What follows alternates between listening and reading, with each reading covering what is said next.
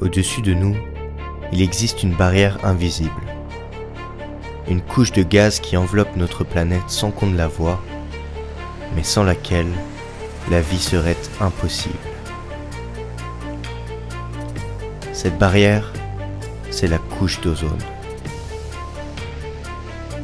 Et depuis quelques décennies, elle est en danger. Pour garder la Terre habitable, les scientifiques ont identifié 9 grandes limites à ne pas franchir. Ce sont les limites planétaires. Elles nous indiquent quand les équilibres naturels sont menacés.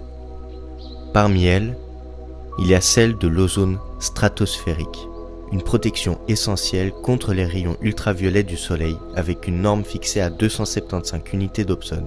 Si cette couche est détruite, les conséquences sont graves.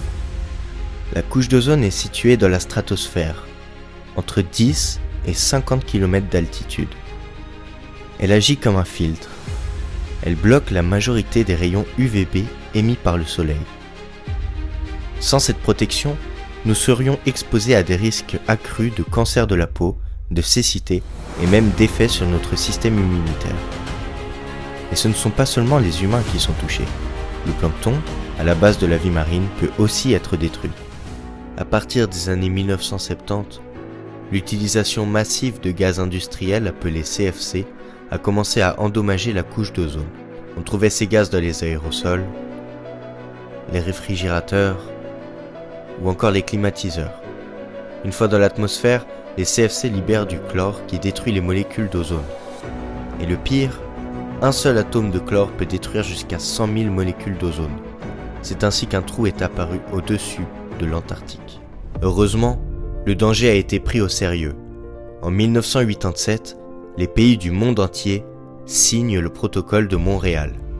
Ce traité international interdit progressivement les substances qui détruisent l'ozone. Et ça a marché. Les émissions de CFC ont chuté.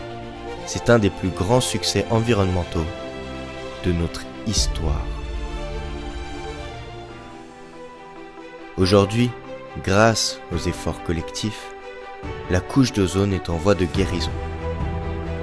Le trou au-dessus de l'Antarctique se referme lentement.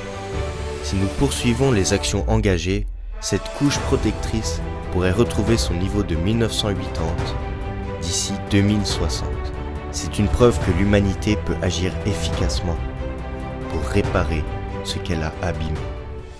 L'histoire de la couche d'ozone nous montre qu'il n'est jamais trop tard pour agir. Grâce à la coopération mondiale, les crises environnementales ont pu être atténuées, mais d'autres limites planétaires sont en danger.